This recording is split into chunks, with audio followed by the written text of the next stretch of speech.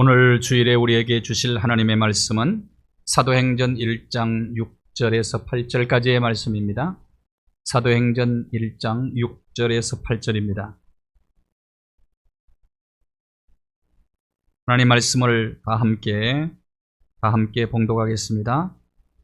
그들이 모였을 때에 예수께 여쭈어 이르되 주께서 이스라엘 나라를 회복하심이 이때니까 하니 이르시되 때와 시기는 아버지께서 자기의 권한에 두셨으니 너희가 알 바 아니요 오직 성령이 너희에게 임하시면 너희가 권능을 받고 예루살렘과 온 유대와 사마리아와 땅끝까지 이르러 내 증인이 되리라 하시니라. 아멘. 찬양으로 하나님께 영광 드리겠습니다. 그 사랑 얼마나.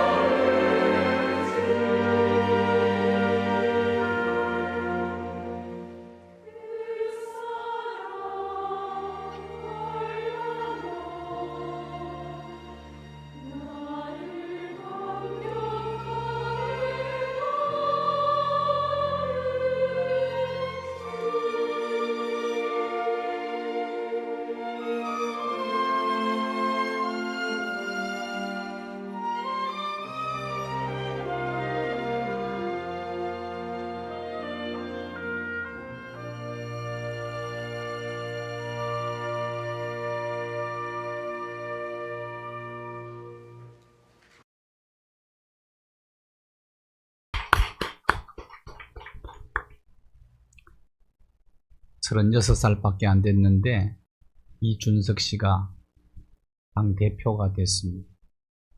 정치에 새 바람이 불고 있습니다.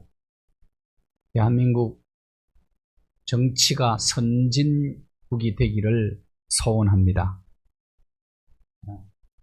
우리나라 정말 좋은 나라인데요. 정말 선진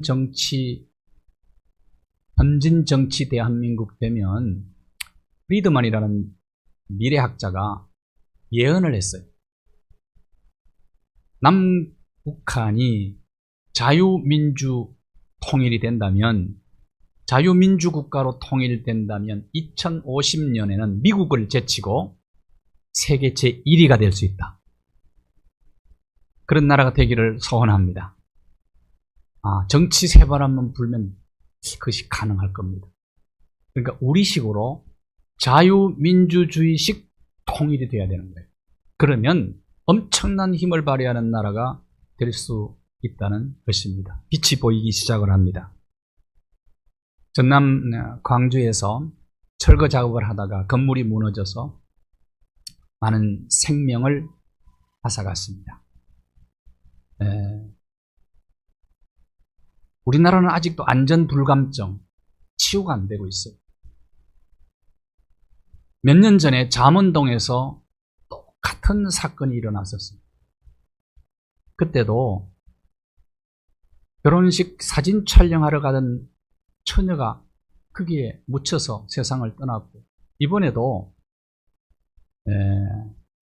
60대 아버지와 29살 딸이 오랜만에 서로 이제 객지에서 흩어져서 살다가 만나서 타고 갔어요. 그 뼛소를 탔습니다.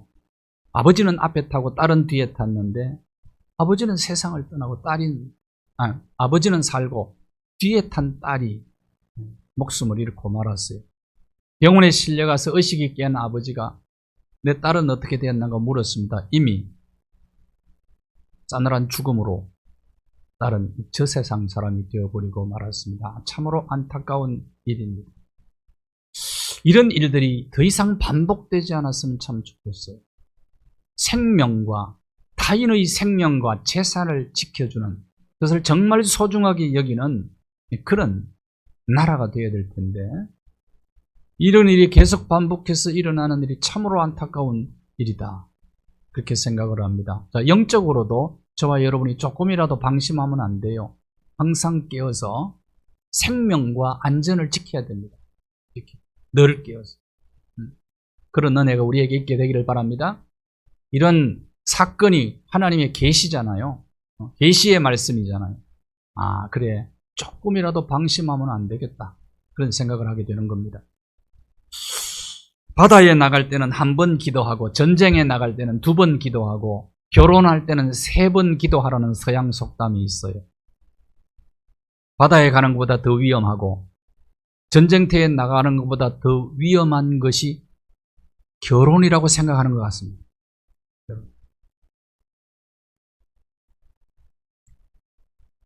지금 오늘 우리 대한민국 청년들이, 많은 청년들이 결혼 공포증을 가지고 있는 것 같아요. 그래서 결혼 공포증을 가지고 가정을 포기하고 아기 낳는 것을 포기하는 것은 사랑과 생명을 포기하는 것과 같은 겁니다. 이것은 사회의 기반을 송두리째 흔들어 놓는 것과 같은 위기이거든요. 위기.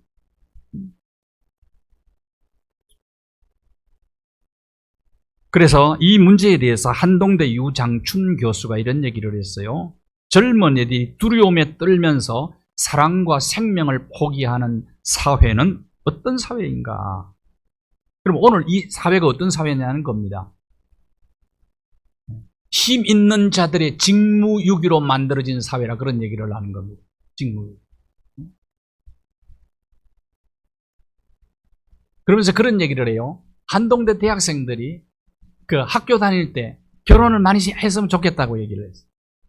그러면서 뭐 기획재정부나 또 교육부나 총동원을 해가지고 제일 결혼 정년기 때가 대학 다닐 때라는 거예요, 아이들이. 그럴 때에 학교에다가 집을 세워서 결혼 생활하면서 학교 생활도 하고 아기도 낳고 그렇게 기본 생활 보장해주고 이렇게 하잖아. 아주 획기적인 얘기를 하고 있었어요. 이 교수님이 말입니다. 그러면서 집이 문제가 아니고 공부가 문제가 아니고 사실은 이런 것보다 더 중요한 것이 있다는 거예요. 문제는 성경적 가치관으로 무장을 하지 않아서 비성경적 가치관과 비성경적 가정관이 이 시대의 문제라고 지적을 했어요. 정확한 지적이라고 저는 봅니다. 사람들이 뭐 때문에 결혼을 기피합니까? 내 집을 못 마련해. 그 다음에 경제적인 문제, 뭐 여러 가지를 얘기를 하는데 이것이 가장 큰 근본적 문제라고 생각을 하는데 그것이 문제가 아니고 실제로는 성경적 가치관이 없는 거예요. 비성경적 가치관과 비성경적 가정관을 사람들이 가지고 있기 때문에 이런 일이 벌어진다는 거예요. 생명을 포기하고 사랑도 포기해버렸다. 가장 중요한 것은 이거보다 중요한 게 사랑이라는 거예요. 사랑이고 생명이다.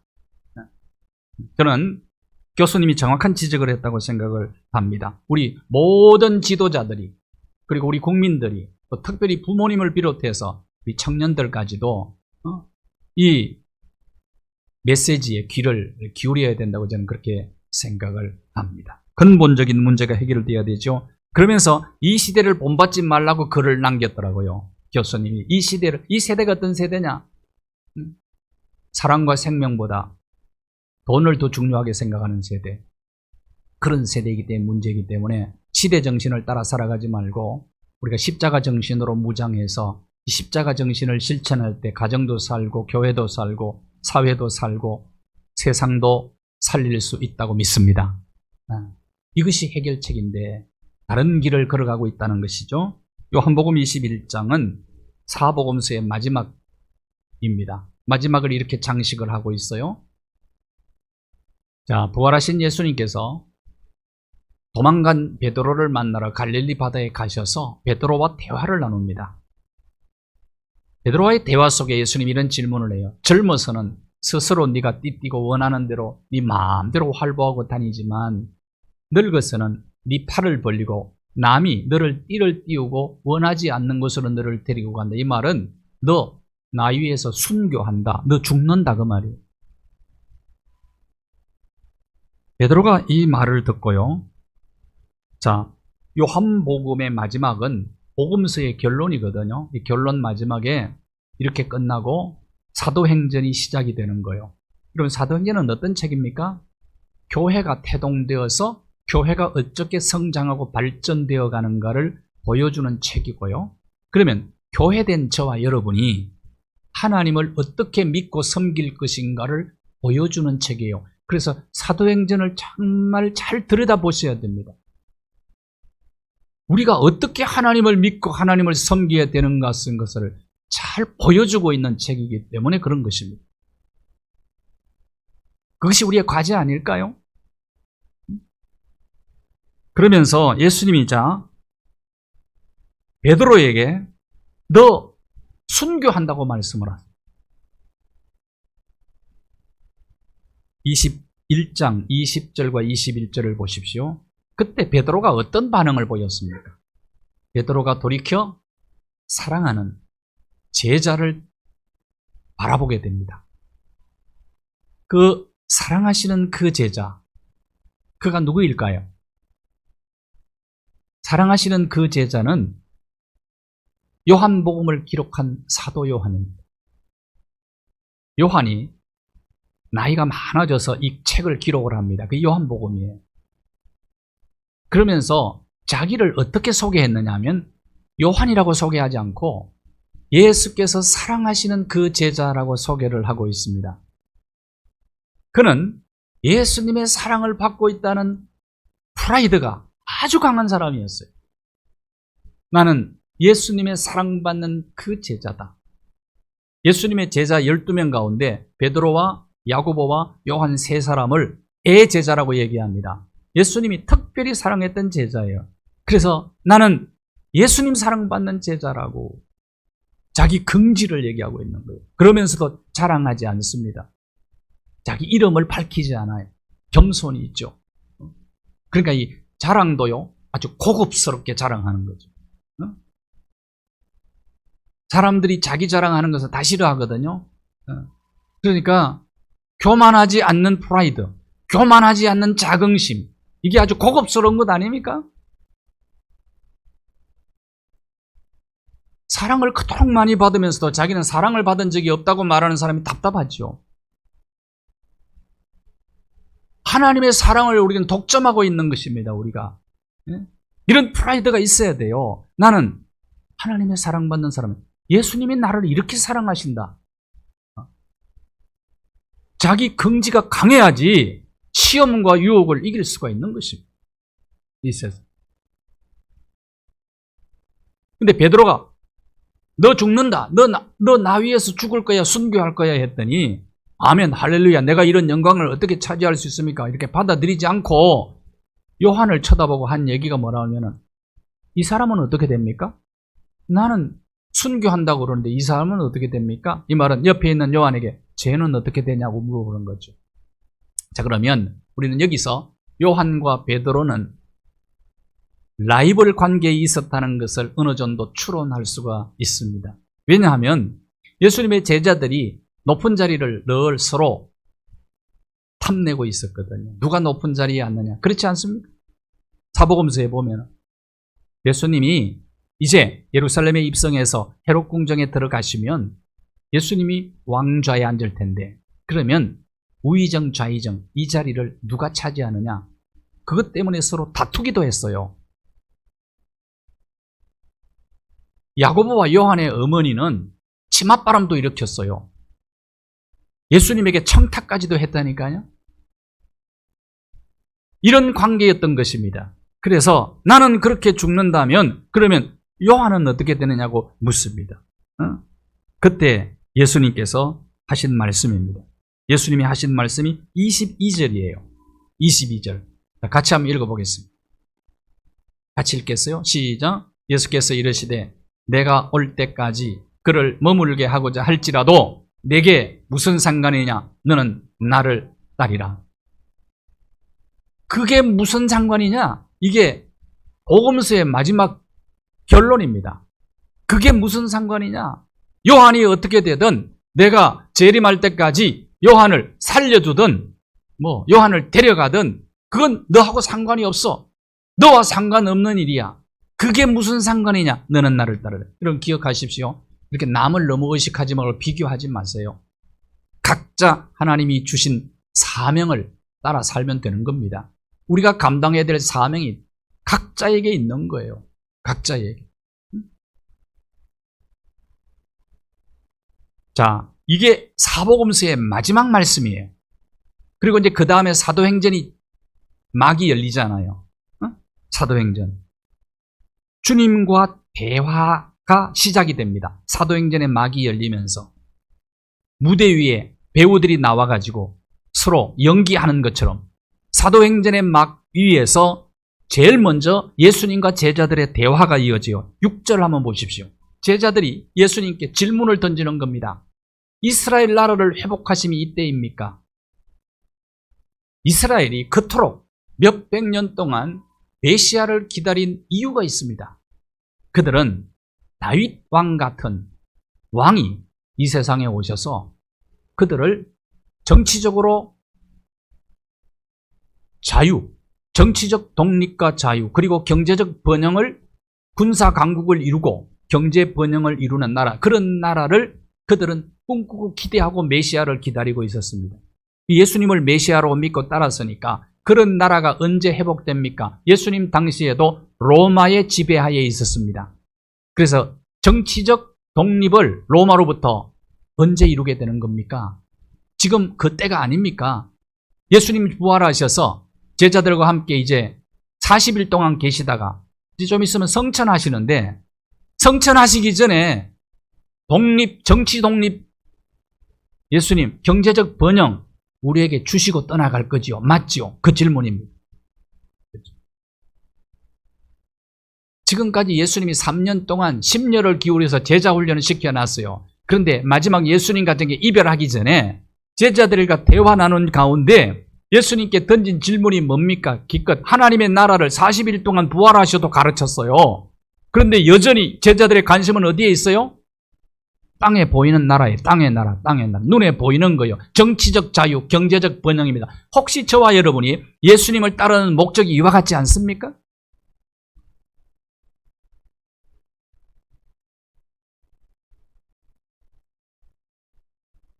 자, 이때 예수님의 대답을 한번 들어보십시오. 예수님의 대답 7절입니다. 7절 같이 읽을까요? 시작. 이르시되 때와 시기는 아버지께서 자기의 권한에 두셨으니 너희가 알 바가 아니요. 사도행전의 막이 열리면서 예수님이 제일 먼저 제자들에게 주신 말씀이 뭐냐 하면 그건 너희가 알 바 아니다. 하나님 영역이다. 하나님 권한이다. 하나님 소관이다. 그 말씀하는 겁니다. 자, 복음서 마지막은 어떻게 끝이 난다고요? 그게 너와 무슨 상관이냐? 사도행전은 어떻게 열린다고요? 그건 하나님 소관이야. 이 두 단어를 여러분 두 문장을 잘 기억하셔야 돼요. 우리가 하나님을 어떻게 믿고 섬길 것인가의 해답을 얻으려면 하나님 소관이다. 이 말씀을 마음에 깊이 새기셔야 됩니다.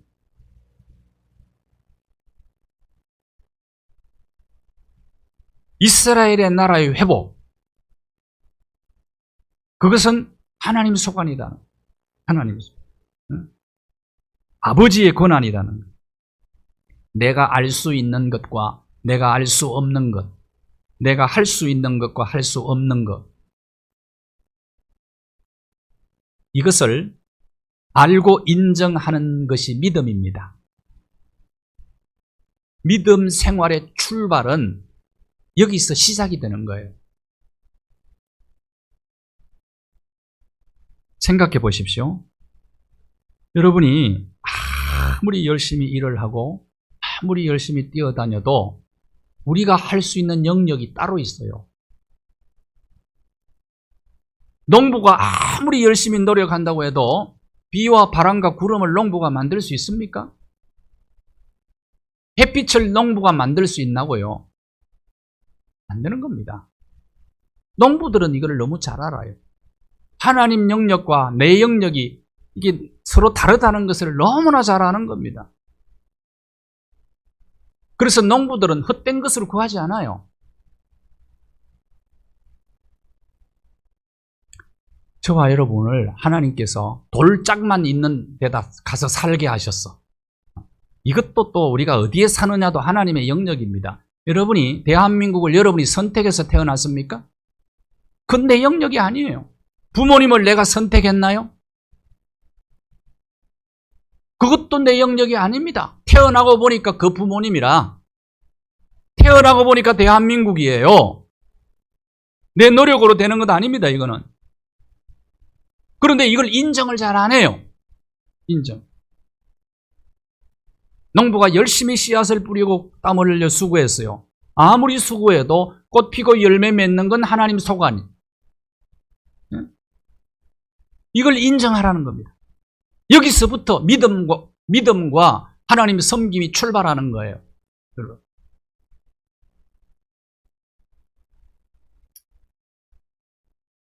돌짝밭만 있어요. 근데 거기서 하나님 흙을 주십시오. 그러면 아무리 달라고 해도 소용없어요. 그 돌짝밭에서 어떻게 살아가는 방법을 찾는 것이 내 소관이거든요. 제가 성수동에 와가지고 목회할 줄은 저는 꿈에도 생각을 안 했어요. 어쩌다가 몇 분 모여 있는데 와가지고 설교하러 오라 그래가지고 설교하러 왔다가 제가 붙잡혔습니다. 권사님들 장로님들 기억하지요? 그 자리를 기억할 겁니다. 이재현 집사님 집이에요. 그 집이. 그때 설교 기억하십니까? 그때 잡혔다니까 제가요. 그래서 제가 여기 이렇게 있을 줄 몰랐어요. 어떻게 보니까 내 영역이 아니야, 그게. 내 영역이에요. 저는 원래 저쪽에 신도시에서 개척까지 계획을 하고 있었어요. 기도하면서. 근데 그건 내 영역이 아니더라고요. 우리가 살아가는 삶의 현장이 그런 겁니다.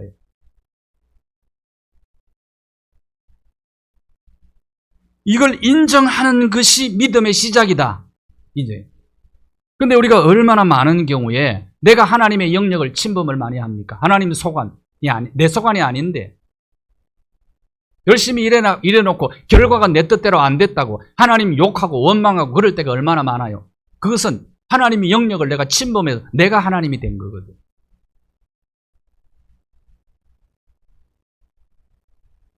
그래서 성경은 이렇게 이야기합니다. 여러분, 이게 인정하는 게 쉬운 게 아닙니다. 설교는 쉽게 여러분이 지금 듣고 있습니다만은 하나님의 영역과 내 영역이 다르다는 걸 인정하는 게 쉬운 일이 아니라는 거예요. 성경은 이렇게 말씀합니다. 이사야 55장 8절과 9절입니다. 외워두시면 참 좋겠어요. 같이 한번 읽겠습니다. 시작. 이는 내 생각이 너희의 생각과 다르며 내 길은 너희의 길과 다름이니라. 여호와의 말씀이니라. 이는 하늘이 땅보다 높음같이 내 길은 너희의 길보다 높으며 내 생각은 너희의 생각보다. 이 말이 다른 말로 표현하면 하나님 소관과 내 소관을 인정하라는 거야. 이게 다르다는 걸 인정하라는 거야. 다르다. 이게 다르다는 단어가 두 번이나 나오잖아요. 다르다, 다르다.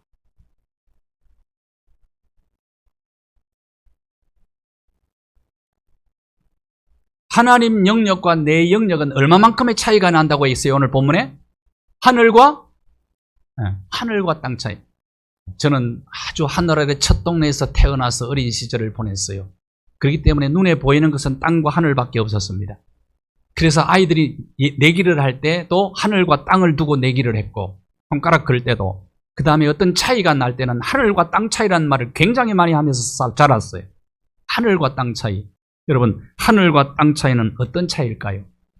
여러분, 내 생각과 하나님의 생각은 하늘과 땅 차이예요. 내 길과 하나님의 길은 하늘과 땅 차이예요. 내 방법과 하나님의 방법은 하늘과 땅 차이예요. 이것을 인정해야 되는 겁니다. 인정. 그러면 하늘과 땅 차이는 얼마 정도 날까요? 어느 정도일까요? 어느 정도? 전체 망원경으로 볼 수 있는 별 가운데 가장 먼 거리에 있는 별을 200억 광년이라고 그럽니다. 200억 광년이 얼마만큼 먼 거리인지 아십니까? 빛의 속도를, 아주 빠른 속도를 빛의 속도라고 그래. 빛의 속도로 몇 년을 달려왔다는 겁니까? 200억 년을 달려온 거예요. 그래, 지금 전체 망원경으로 내가 지금 여기서 반짝하는 별을 봤어요. 그러면 몇 년 동안 그 빛이 나에게를 향해서 달려온 겁니까? 200억 년 동안 달려온 거예요. 그러면 그 거리가 어느 정도 될까요? 이 거리를 진짜 안다면 여러분이 입을 벌렸다가 다무는데 5분 걸린다니까요. 이것이 하늘과 땅 차이라고. 별을 얘기했지만은 별을 지으신 분이 하나님이잖아요. 그러면 피조물 인간과 하나님은 얼마만큼 차이 날까요? 그것을 만드신 하나님과 우리는. 그래서 예수님이 제자들에게 그건 너희들 소관 아니냐? 아니야. 너희들이 정말 하나님을 제대로 믿고 섬기려면 이것부터 인정하라 이거예요. 이것부터.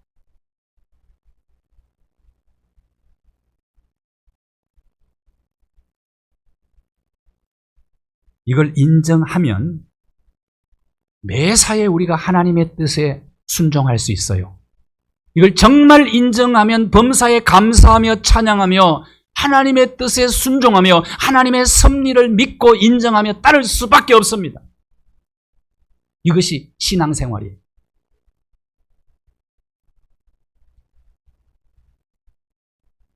시골에 사는 연세 많으신 어르신들은 많이 배우지를 못하셨어요. 그런데 그들의 사상을 보면 매우 영적이라는 것을 알 수가 있습니다. 시골에서 저는 그걸 보면서 자랐으니까. 우리는 꽃이 핀다고 말하죠? 꽃밭에 씨앗을 심고 내 수고와 노력을 기울이면 내가 힘으로 내가 꽃을 피웠다고 생각을 하는. 그런데 시골의 어르신들은 절대로 그런 생각을 안 합니다. 꽃이 온다고 생각을 합니다. 요새 기온이 너무 낮아가지고 3월달, 4월달, 5월달, 6월달 기온이 너무 낮아가지고 사과가 열매를 맺었다가 다 떨어져 버렸어요. 며칠 전에 방송에 나왔는데 제가 그 농부의 표정을 한번 봤다니까요. 근데 너무 자연스러우시더라고요. 표정이. 농부의 표정이. 제가 그걸 보고는 농부는 이걸 안다. 내가 아무리 노력해도 내가 꽃을 피울 수 없다는 걸 안다. 하늘이 주는 꽃이 온다고 얘기하는 거예요. 아무리 힘써 가꾸지만은 꽃을 피우고 열매 맺게 하시는 분은 하나님 소관이라는 거예요. 이걸 인정하는 사람은 자연의 순리를 그대로 받아들이는 거예요. 그러니까 꽃이 안 피면 꽃이 안 왔구나. 그리고 올 한 해는 쉬라는가 보다. 그래서 얼굴이 너무 편안해. 우리보다 믿음이 좋지요?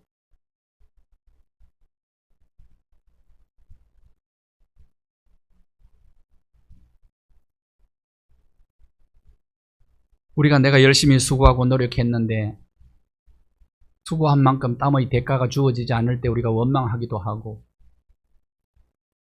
그리고 내 손에 있는 어떤 것이 한순간에 사라졌을 때 우리가 얼마나 하나님을 욕하며 원망하기도 합니까? 어찌하여 하나님 내게 이런 일을.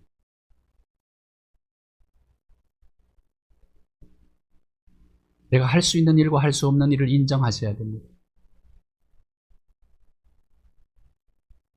내 소관과 하나님의 소관이 전혀 다르다는 사실을 여러분이 아셔야 돼요. 철저히 인정하셔야 돼요. 이럴 때 비로소 우리는 하나님을 믿을 수 있고 하나님을 섬길 수가 있어요.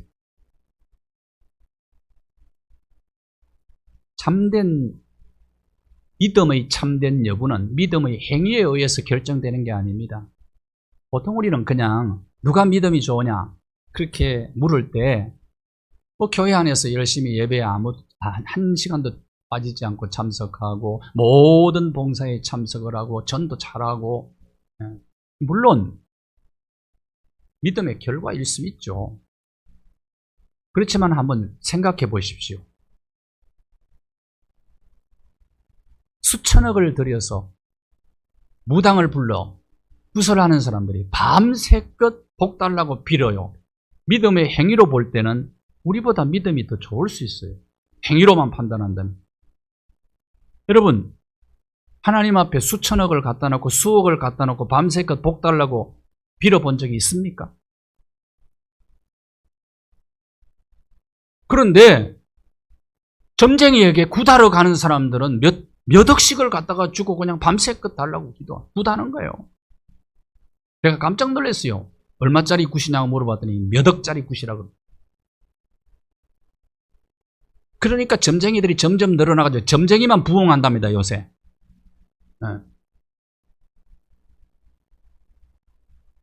그렇다면 우리가 그들을 정말 믿음 가졌다고 얘기합니까? 그들은 미신 섬기는 사람이라고 얘기해요.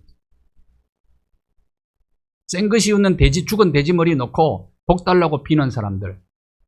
그런 사람들 믿음이 있다고 얘기합니까? 미신 잡신 섬긴다고 얘기하죠. 참 믿음은 믿음의 대상에 의해서 결정되는 거예요. 성부, 성자, 성령 하나님. 참 믿음의 대상이신 그분을 믿을 때 우리는 믿음이 있다고 얘기를 하는 거죠.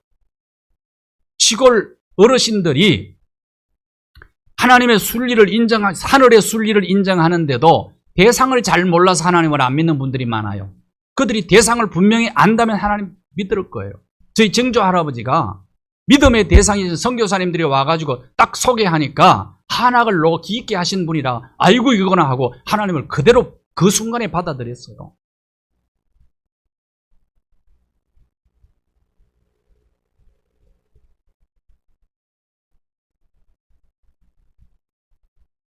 자, 그러면 하나님의 영역과 나의 영역이 다르다는 것을 인정하면 우리의 영역에서 우리가 해야 될 일이 뭘까 하는 거예요.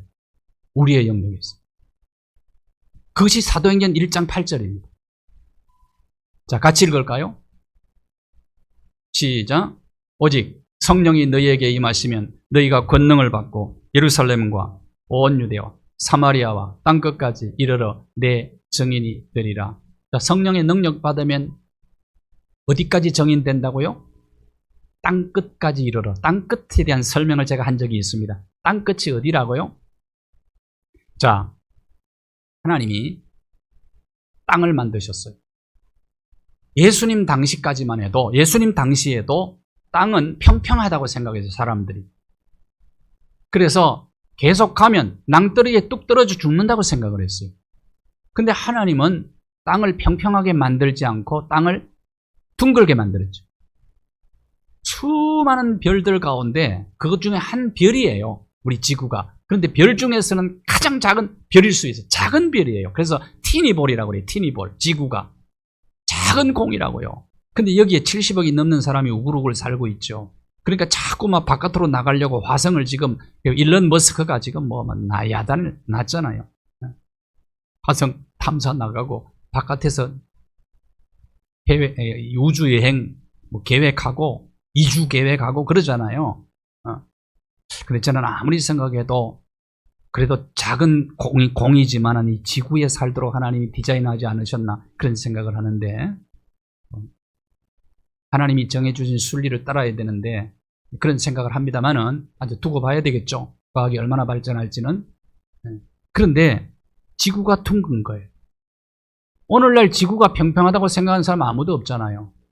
지구가 둥글단 말이에요. 둥글기 때문에 출발점이 종착점이에요. 계속 가다 보면 어디 온다고요? 출발한 대로 돌아오는 거예요. 출발점이 종착점이에요. 그러니까 땅끝은 어디입니까, 여러분? 여러분이 발 딛고 있는 거기 땅끝이. 믿음 좋은 사람들이요, 특히 땅끝에 대한 관심이 많습니다. 이 말씀 때문이에요. 땅끝까지 정인되라고 하니까. 그래서 우리의 땅끝은 지금 어디냐? 남미나 아프리카 아니겠어요? 거기 가서 정인하라는 얘기입니까? 오늘 여러분이 발 딛고 서 있는 첫 번째 땅끝이 가정입니다. 가정. 여러분의 가정이에요. 가정에서 여러분이 예수 그리스도의 정인으로 살아야 돼.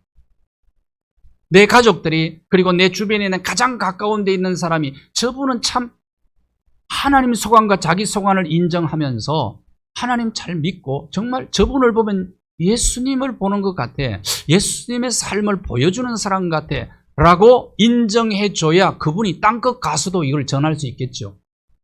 가장 가까이 있는 사람한테도 저분이 예수님의 정의라는 것을 인정 못 받는데 땅끝에 가서 정인되는 건 불가능한 일입니다. 공간적으로 불가능해요. 그런 일은. 그래서 땅끝은 첫 번째 땅끝이 여러분의 가정입니다. 예루살렘과 유대와 사마리아 땅끝 얘기했죠. 첫 번째 땅끝이 여러분의 가정이라니까요. 가정에서 여러분이 예수 그리스도의 정인의 사명을 감당하셔야 됩니다. 이 감당이 중요해요. 그래서 하나님 소관과 내 소관을 분명히 다르다는 것을 인정하는 자가 사명을 감당해야 될 땅끝인 가정에서 부활의 정인이 되어야 된다는 거예요. 이것이 사도행전의 첫 번째 메시지입니다.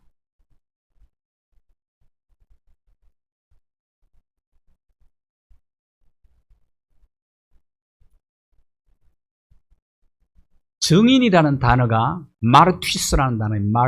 말튀스가 무슨 말트라는 단어가 여기서 나왔는데, 말트가 뭐냐면 순교자라는 뜻입니다. 순교자, 목숨을 건 사람이라. 뭘 위해서?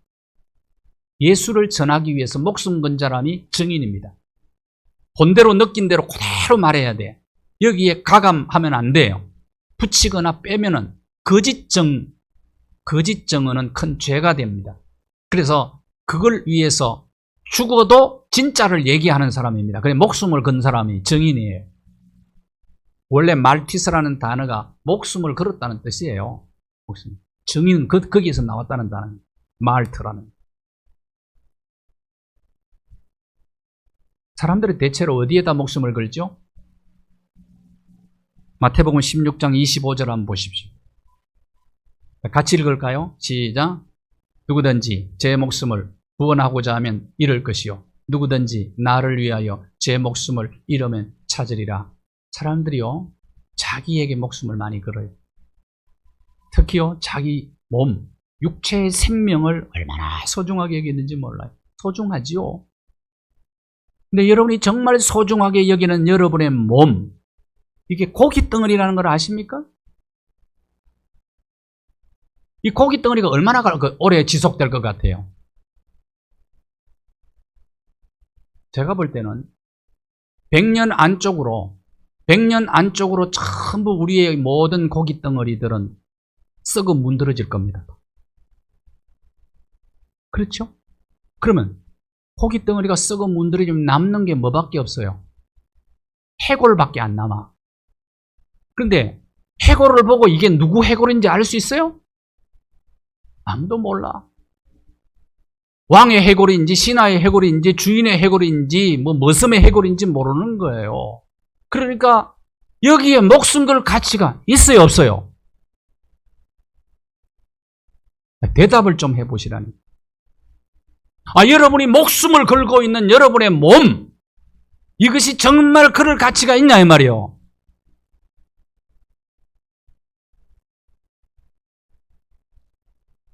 그래서 영원한 가치와 영원한 생명의 목숨을 거는 사람이 정인입니다.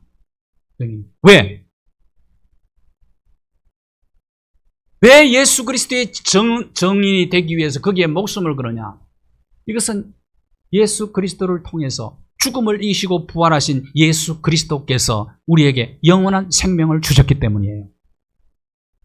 우리의 몸은 썩어 문드러질 일시적인 것이지만은 예수를 위해서 정인의 삶을 살면서 건 목숨은 영원한 생명을 얻는 영생을 취하는 것이기 때문에 여기에 목숨을 걸 가치가 있다 이 말이에요.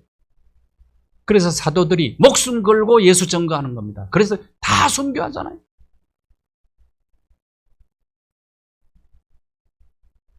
자, 이것이 어떻게 가능하다고요? 내 소관과 하나님의 소관을 완전히 다르다는 것을 인정하는 데서부터 시작이 되는 거죠. 근데 그 삶을 어디서부터 살라고요? 가정에서부터 이걸 인정하며 살라 이거예요. 아내들이요, 남편을 개조시키려고 하지 마십시오. 내 영역 아닙니다. 내 영역 아니에요. 개조의 대상이 아니라니까요. 자꾸 그래서 싸우는 거예요. 싸우는 거예요.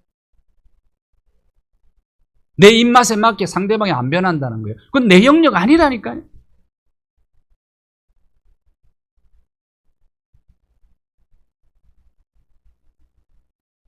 창세기 1장 1절을 한번 보십시오.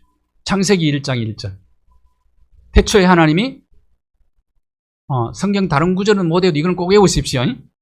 자, 시작. 태초에 하나님이 천지를 창조하시니라. 태초에 뭘 창조했다고요? 하늘과 땅 차이가 너무 큰데 그걸 만드신 분이 하나님이셔. 이거 인정하셔야 돼요. 원래 구약 성경 원전에는요, 원전에는 히브리어로 되어 있거든. 근데 거기는 창세기, 출애굽기, 레위기, 민수기 66권의 제목이 없어요. 그래서 헬라어가 공통어가 되기 때문에 만국에 이 하나님 말씀 전하기 위해서 이집트 알렉산드리아에서 70명의 학자들이 모여가지고 성경을 헬라어로 번역을 합니다. 구약 성경을. 그때 제목을 다 붙였어요. 근데 어떻게 붙였느냐? 성경 제 첫째 나오는 단어가 제목이 돼버렸어. 태초에 브레시트라는 단어인데 이게 태초라는 단어입니다. 태초. 원래 시작, 발생, 기원 그런 뜻이에요. 브레시트라는 게. 원래 원어에는, 히브리 원어에는 게네시스로 되어 있습니다. 게네시스. 영어로는 제니시스입니다. 많이 들어봤죠? 제니시스가 현대 자동차 이름입니다. 자, 그러면 창세기는 천지 창조 이야기예요. 창조 이야기인데 창조 이야기는 창세기 50장 가운데 1장과 2장밖에 없어요. 2장밖에. 그러면 나머지 48장은 무슨 얘기냐? 에덴 동산에서 아담과 하와를 창조하고 가정을 지으신 하나님께서 가정을 통해서 어떻게 일하시는가를 보여주는 거예요. 그러니까 아담과 하와의 이야기, 노아의 이야기, 아브라함과 이삭과 야곱과 요셉과 12지파 이야기, 그렇게 해서 민족이 태동되고 이스라엘 역사, 나라가 만들어지고 그 다음에 그 후손 가운데 예수 그리스도께서 오시고 이걸 보여주는 거예요. 창세기는 뭘 보여주는 책이라고요? 가정이에요. 가정.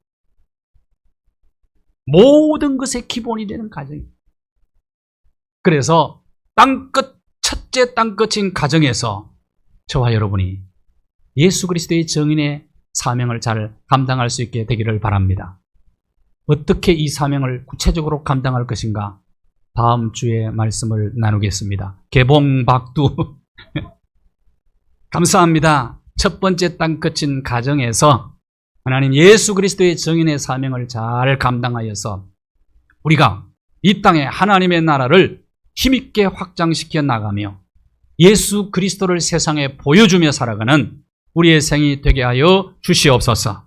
예수 그리스도의 이름으로 기도하옵나이다. 아멘.